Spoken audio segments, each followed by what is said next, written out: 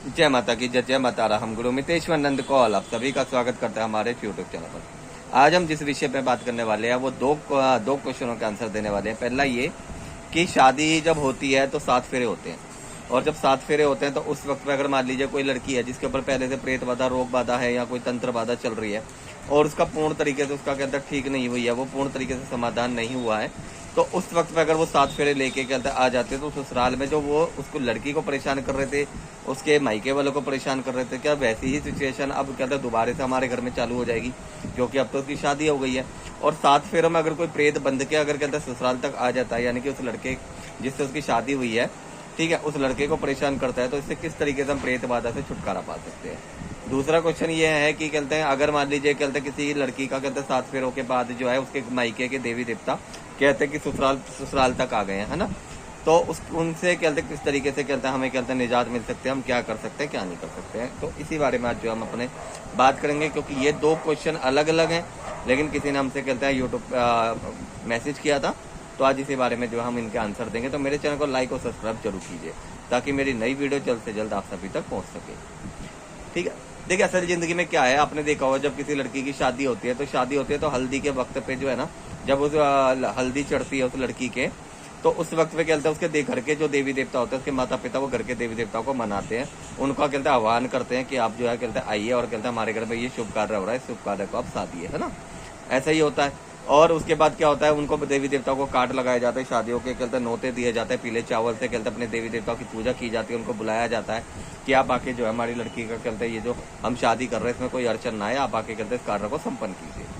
उसके बाद जो है लड़की के जो है ना कहते हैं मंडप के टाइम पे, मंडप से पहले जो है ना कंगन बांधा जाता है, आपने देखा होगा कंगन, है ना, हल्दी चढ़ती है उसके बाद कंगन बंधन किया जाता है। ये कंगन बंधन है क्या, असल जिंदगी में एक कंगन का जो बंधन किया जाता है, जो कहते हैं ताबीज वाबीज उसके धारण करवाए जाते हैं, वो इसलिए कराए जाते हैं कि अगर इस बीच में कहते हैं हल्दी लगाने के बाद इस बीच में कोई नेगेटिव ऊर्जा शक्ति जो है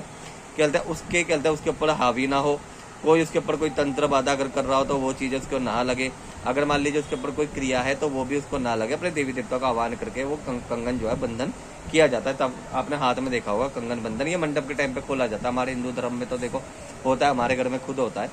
ठीक है, जब कहते हैं 7 फेर होता है, 7 फेरों के बाद जो है ना इसको खोला जाता है कंगन बंधन को। ये कंगन बंधन क्या होता है, कंगन बंधन देवी देवताओं का जो है आशीर्वाद होता है कि वो देवी देवता प्रोटेक्शन करेगा। ठीक है, अब ये जो प्रोटेक्शन करेगा ये तो हो गया, चलो भाई ठीक है। बहुत सी जगह क्या होता है आज के टाइम में, देखो आज के टाइम में तो कहते हैं आज के टाइम में लव मैरिजें हो रही है, ठीक है, पूरे रीति रिवाजों से कोई पूजा विधि विधान पूर्वक कहते हैं कोई शादियां नहीं हो रही है, और बहुतों को पता भी नहीं होता कि कहते हैं देवी देवता कहते हैं कंगन बंधन करने के बाद ये कंगन बंधन खोला जाता है, और जो उसके माता पिता होते हैं वो कहते हैं उनके घर के जो देवी देवता होते हैं उनसे कहते हैं अपना हाथ हटवाते हैं कि अब ये जो है अब हमने इन्हें को कहते हैं कन्यादान कर दिया है, और आप जो है अब कहते हैं इनके ऊपर अपना आशीर्वाद रखिएगा दूर से ही, लेकिन इनको कभी भी कहते हैं आप कहते हैं भोग प्रसाद की मांग मत कीजिएगा, कभी भी इनको परेशान मत कीजिएगा, है ना। इस तरीके से जो है ना देवी देवता का आह्वान करके देवी देवताओं से कहते हैं माता पिता जो है वचन ले लेते हैं। जब तक कहते हैं लड़की का कन्यादान नहीं होता जब तक तो उसके घर के देवी देवता उस लड़की की रक्षा करते हैं, अपितु जब कहते हैं जैसे उसके 7 फेरे हो जाते हैं उसके बाद जो ससुराल पक्ष के जो देवी देवता होते हैं उनका रोल होता है वो उनकी रक्षा करते हैं, है ना। लेकिन कभी कभी क्या होता है कि कहते हैं जैसे लव मैरिज हो गई या कोई पूरा विधि विधान से कहते पूजा पाठ नहीं होती, तो क्या होता है कि मान लीजिए कहते हैं वो देवी देवता जो है ससुराल तक कहता है वो चला जाता है, उस लड़की के साथ चला जाता है। जब ससुराल तक चला गया वो देवी देवता अब उसकी रक्षा कर रहा है, आप क्या कहते हैं, होता क्या है कि कहते हैं वो देवी देवता जो है कहीं ना कहीं कहते हैं दिक्कतें या कहीं ना कहीं कहते हैं वो उस लड़की को परेशान करना चालू कर देता है। या कभी कभी ऐसा भी होता है कि अगर उस लड़की के पक्ष में कोई ये कहते हैं भगत है तो भी देवी देवता जो है चला जाएगा कहते हैं ससुराल से, कहते हैं क्योंकि देखिए भगत लोगों के जो बच्चे होते हैं वो जब कहते हैं भगत जो होते हैं जिन भी शक्तियों की कहते हैं उपासना करते हैं साधना करते हैं, तो वो ये वचन ले लेते हैं कि आप हमारे कहते हैं कुल की रक्षा करना, आप हमारे बच्चों की रक्षा करना। तो जो देवी देवता वचनों में बंधा हुआ होता है तो वो कहते हैं ससुराल तक भी जाता ही जाता है। अब ऐसा होगा अगर आपको पता चल जाता है ससुराल पक्ष में किसी को पता चल जाता है भाई इसके घर का देवी देवता आया हुआ है, ठीक है, और वो देवी देवता अगर आपको लग रहा है कि वो देवी देवताओं की अच्छा है, और वो देवी देवता जब से आपके घर में आया, जब से आपके दिन में घर में रात दिन चौगनी चालू हो गई है, तो आप उस देवी देवता को पूज भी सकते हो। ठीक है, अब बहुत लोगों को ये होता है कि हम कहते अपने घर के देवी देवता पूजेंगे, हम भाई कहते इस लड़की के कहते अपने कहते माई के पक्ष के जो इसके देवी देवता चल रहे हैं उनको हम नहीं पूजेंगे। तो इसके लिए क्या करना होता है, इसके लिए देखिए सीधी बात ही है, उसके कहते लड़की के कहते माता पिता से बात करो, भाई आपके घर का देवी देवता है वो इस तरीके से आ गया है और हमें ये देवी देवता जो है इसे हटवाओ, कहता हम अपने घर के देवी देवता पूजेंगे, हम इन्हें नहीं पूजेंगे। उस वक्त में क्या होगा, लड़की जो है जो लड़की वाले जो है ना वो क्या करेंगे, इसको लड़की वाले क्या करेंगे, कहते भाई अपने देवी देवताओं से कहते अरदासें लगाएंगे और वो विनती करेंगे जी हमने कहते अपनी लड़की का विवाह कर दिया है, शादी कर दिया और आप उसको आप परेशान मत कीजिए, आप दूर से ही उसको कहते हाथ रखे, दूर से उसकी रक्षा कीजिए, अभी तो उसको परेशान मत कीजिए, है ना। तो ऐसा होगा, उसमें क्या होगा, रक्षा तो करेंगे लेकिन कहते हैं माता पिताओं ने वचन ले लिया तो उसके बाद वो उस लड़की को परेशान नहीं करेंगे। अगर आपको लगता है भाई वो देवी देवता आपके घर में अच्छा कर रहा है,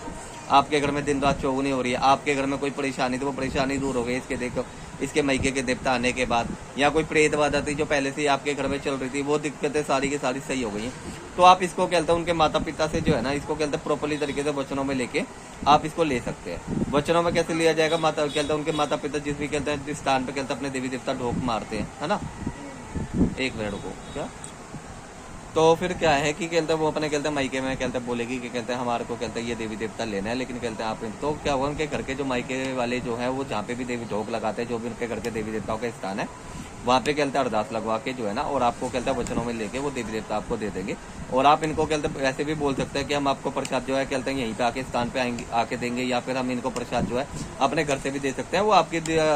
है कि आपको कहते हैं किस तरीके से उनको प्रसाद देना है। अगर उनको पूजना है तो भी उसके लड़की के कहते हैं जो माता पिता उनसे आपको संपर्क करना पड़ेगा, अगर उनको हटाना है तब भी कहते हैं उनके माता पिता से संपर्क करना पड़ेगा, या आपको इसके मैटर के बारे में जो अपने गुरु से बात करनी पड़ेगी कि कहते हैं हमारे घर में ऐसे ऐसे कहते हैं हम शादी होकर आई है और उसके घर के देवी देवता ऐसे ऐसे चल के आए हैं, तो इसके लिए हम क्या करें क्या ना करें, है ना। तो अगर वो देवी देवता आपका, देखो सीधी बात तो यह देवी देवता जो है किसी का बुरा नहीं करते हैं, देवी देवता अगर अच्छा कर रहे हैं तो भाई सीधी बात है तुम्हारे 4 काम बन रहे हैं तो तुम इनको कहते ले भी सकते हो। तुमको लगता है भाई हम अपने घर के देवी देवता पूजेंगे तो आप इनको मत लीजिए, कोई इतनी बड़ी कोई दिक्कत नहीं है। आप जो है कहते सीधी बात ही है कि उसके घर में जो कहते जो भी माता पिता है उनको देवी देवताओं को पूज रहे हैं वो उनसे कहते जाके कहते हैं अरदास लगाएंगे, या किसी के ऊपर कहते उनके घर के देवी देवता खेलते होंगे,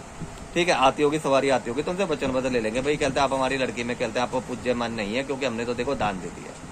ठीक है, आप उनके घर में परेशान मत कीजिए, भोग प्रसाद की कोई मांग मत कीजिए, हाँ दूर से जो है अपना हाथ रखिए, उनकी कहते रक्षा कीजिए, आपके बच्चे हैं, है ना। क्योंकि देखिए शक्तियां चलती है खून से चलती हैं, वो लड़की आपसे बिहाने से पहले आपके घर में आने से पहले वो माता पिता की कहते हैं लड़की थी, उनके माता पिता की खून थी, तो देवी देवता खून से चलते हैं तो रक्षा तो करेंगे कोई दिक्कत नहीं है। अगर आपको लगता है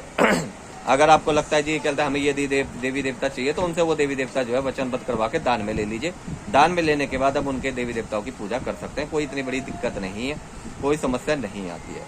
ठीक है। दूसरी वीडियो में बनाऊंगा जिसके अंदर मैं बताऊंगा अगर 7 फेरों में जो है ना कहते हैं भूत प्रेत अगर चल के आ जाते तो हमें क्या करना चाहिए, क्योंकि वीडियो जो है ज्यादा लंबी बन रही है। तो दूसरी वीडियो में मैं आपको बताऊंगा कि कहते किस तरीके से कहते अगर कोई प्रेत बाधा, रोग बाधा, तंत्र बाधा अगर कहते मान लीजिए किसी के 7 फेरों में चल के आपके मायके ससुराल तक आ जाती है और अब वो कैसे हटेगी। कहते हैं कि 7 फेरों में अगर कोई शक्ति बंध जाते हैं या 7 फेरों में अगर मान लीजिए कोई प्रेत बाधा रोग बंध जाती है तो उसे निकालना बड़ा मुश्किल होता है। तो किस तरीके से ये 7 फेरों में कहते हैं ना कि कहते हैं वो लड़की ने तो 7 फेरे लिए लिया लेकिन उसके साथ जो कहते आत्मा है, ठीक है, चाहे वो किसी लड़की की प्रेत की हो चाहे किसी की भी, अगर उसने 7 फेरे ले लिए तो उसको हटाना बहुत मुश्किल होता है। तो इसी के बारे में मेरे दूसरे पार्ट में मैं इसकी वीडियो बनाऊंगा, तो मेरी वीडियो को जरूर देखिएगा और मेरे चैनल को लाइक और सब्सक्राइब जरूर कीजिएगा। तो जय माता की जय माता रा।